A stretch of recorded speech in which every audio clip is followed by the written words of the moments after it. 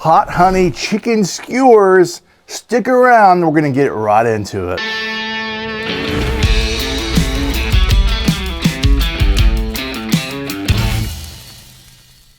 All right, team, we're making our hot honey chicken skewers. Now, our skewers are about 7 inches long. Traditional skewers, you can do stainless steel, you can do like longer ones. I ordered these on Amazon. In my head, I was thinking they're gonna be longer, but we're gonna just do 3 or 4, see how long they go. And so again, just acknowledging you could do different types of chicken skewers, but I'm doing an event in Memphis in May, and I'm always looking for just creative appetizers that you could do where someone can just grab this and go. And so this size is actually a really good test for me for some of the things I do. Or if you're cooking in the backyard and you're serving a handful of people, actually doing skewers is cool. Or kebabs, and you can throw different peppers in there, even pineapples. But today's just straight hot honey chicken skewers on these small ones, and we're gonna see how they perform. Now, you can do boneless chicken thighs, you can do chicken breasts. Today, I love this Smart Chicken brand. They didn't have my other version of the chicken thighs, so I went ahead and decided to get the chicken breast, but I think they're gonna cube up really nice. But you can do either one of those in making this recipe. And literally, we're just not going to do too much science to this, just something that we can kind of make into a kebab, if you will. And if I decide I need to do this one more, cut, I'll do that once we kind of cut through all these.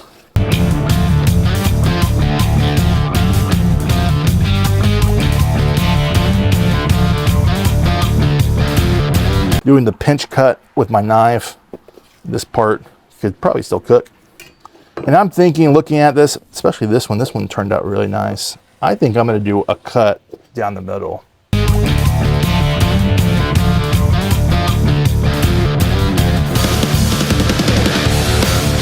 And I'm gonna season them after I put these on. So we're gonna do our best to kind of get this through here. So that's 1, it's pretty good. Happy with that. I'm happy with how that looks. 2, I wasn't sure how many I could fit. I'm gonna be able to get 4 on here pretty comfortably. I'm gonna make sure that this goes through. Yeah, it looks like I'm able to probably, comfortably do 4. If I wanted to, I could do 5, but I'm thinking 4 seems comfortable. So we'll keep going here, doing this, and then bring you back whenever we get this done seasoning. All right, team, time to season these skewers. I've got about 5 to even 6 on some of these. Pretty easy. So straightforward, sweet red dirt. This is phenomenal on chicken and pork, although it's an all-purpose, so it's really good on beef, but I particularly love this on chicken, and you will too. Definitely check it out. We're just gonna flip these, get all seasons, and then got a little surprise. Stay to the end. We have a fun sauce we're gonna show you how to make. The hot honey sauce I think you'll really love, and it will take it to the next level. And now we're going to take you to the Santa Maria grill.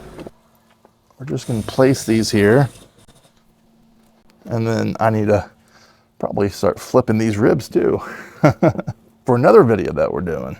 All right, so this is the Santa Maria cook. You might be wondering how we're prepping this. You could do this on a charcoal grill, Kamado Joe. This is direct grilling is all we're doing. But in some ways, I'm doing it indirect because I have this at a higher rate level. And mainly I'm doing that because I've got these ribs cooking.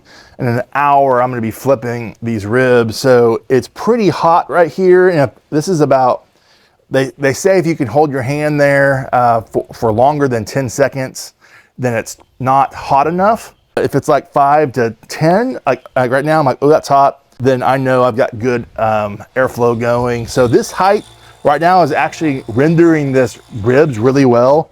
So my theory is at this height, filling it right here, and the heat source is right in the middle. So having it slightly offset, I think is gonna cook these. So I'm thinking 5 to 10 minutes. Probably at that 5-minute mark, I'm gonna look how they're doing and flip them. And we're just gonna do the flip method, keep on flipping until we get a good crust. I'm gonna take them to about 170, but probably at 165, 160, we'll base this in that hot honey sauce towards the end, let it caramelize a little bit. So we'll report back to you, but that's kind of our heat source. This is lump charcoal with some wood oak splits thrown in there to give it a smoky flavor. That's all already in there, and we spread that out. I flip these, even though I don't need to use these, I'm going to just because these are fun. All right, we're 10 minutes into this chicken cook. I flipped a few of these over, moved them more center in the grill. And what I'm gonna do now, because I want this to continue to cook a little faster and I want them to start getting dripping into that fire to get more flavor, we're just gonna drop this a little bit further. And I'm gonna keep an eye on my ribs because I'm cooking these ribs for another video, but I wanna lower this, kind of get more direct heat, and then we'll report back how the chicken is doing before we start glazing it. But let's bring you over here and show you how to make our hot honey glaze. That thing is gonna be delicious. So we are making this hot honey glaze. We've got a stick of butter. You can use hot sauce, but I love tiger sauce. It's kind of a mixture of hot sauce and a few other things. And we're just kind of probably do a half cup to a fourth. We're gonna add a little bit of hot honey as well on that. A dash of brown sugar, don't need a lot. Kind of give it a balanced sweetness. And then also your favorite rub, we're gonna be doing some sweet red dirt in here. And then we're gonna put this directly over the grill, let this melt. I use this for soup. This is like a ceramic, so can go in the oven and the grill. And so we're gonna just put this right in the middle where the heat is, let this melt down. And then whenever it's fully done, we'll mix it again and then we'll start glazing. Actually, maybe glazing some chicken and some ribs with this concoction, but it's delicious. I promise you'll love it. Okay, we got some flames here. That means this thing is melting nice. The butter still has a little ways to go, but we're just doing a little turn to get this going. All right, team, we're around 160 on most of this chicken. We're gonna go ahead and baste this and kind of just the best we can. Oh man, now that's my favorite right there. That's butter dripping, getting the fat rendering, kicking back all the fire back up from the rendering of the butter. Oh man, this is what it's about. Summer, spring cooking. You're beautiful. It's a cool day here, like 65 here in Oklahoma. Enjoying the live fire, cooking. This is one of the reasons why I love being out here, is just the smells, the environment, interacting with the fire. So we're gonna let this caramelize and then do a final taste test here in a little bit. All right guys, we're gonna finish this off with some chopped chives here, finishing this last one here just to kind of give it some color, subtle flavor at the very end. And if we wanted to, we could also drizzle some more hot honey sauce, but it's already been glazed. It's taste test time. Which one looks good to you, Caleb? Oh, give me the one on the left. This one here? All right, this one's gonna be yours. Okay. I'm kind of feeling this middle one here, man. Oh my gosh. I'm feeling this middle one. Or Okay. yeah, or no, I'm gonna go with this middle one. You go first. Okay. All right, here we go. Oh, dude. The crust on the outside is so good. It's not too spicy. No, it's got this perfect sweetness to it. I genuinely, man, this is really good. Yeah. Little chicken bites, baby. That's good. All right, let's talk about it. That's still tender on the inside. Look at that perfectly cooked white chicken. Great color on the outside. Those grill marks.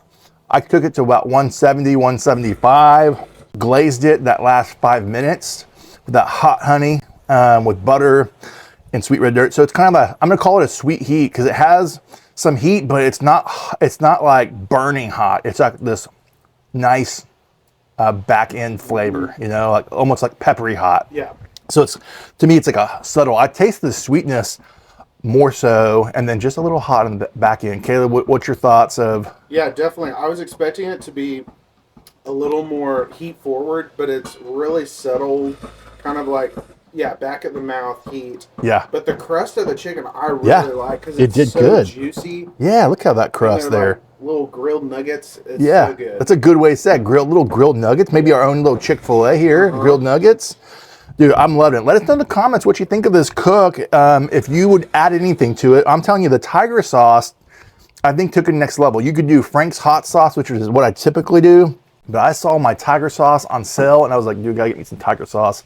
in the competition world, especially back in the day, that was a secret ingredient, and I like to use it on different things. So this is a popular one. Also, I've done a cherry barbecue sauce, which is my Heartland Hickory. You can check out online. That's going to give it a little bit darker color. It's a Kansas City rub or sauce. I mean, so I didn't feel like it fit this one particularly well. So let us know how you thought we did. If you're finding value, be sure to like, subscribe, do all the things. Check out our current playlist. If you're looking for other chicken videos, we've got spatchcock chicken videos. We've got pork ribs. We've got brisket. We got all sorts of things that we could show you how to cook on different grills. If you love the Santa Maria, we have 2 or 3 different Santa Maria videos, cooking tri-tip and other things. And again, from my backyard to yours, less hate, more love, good barbecue.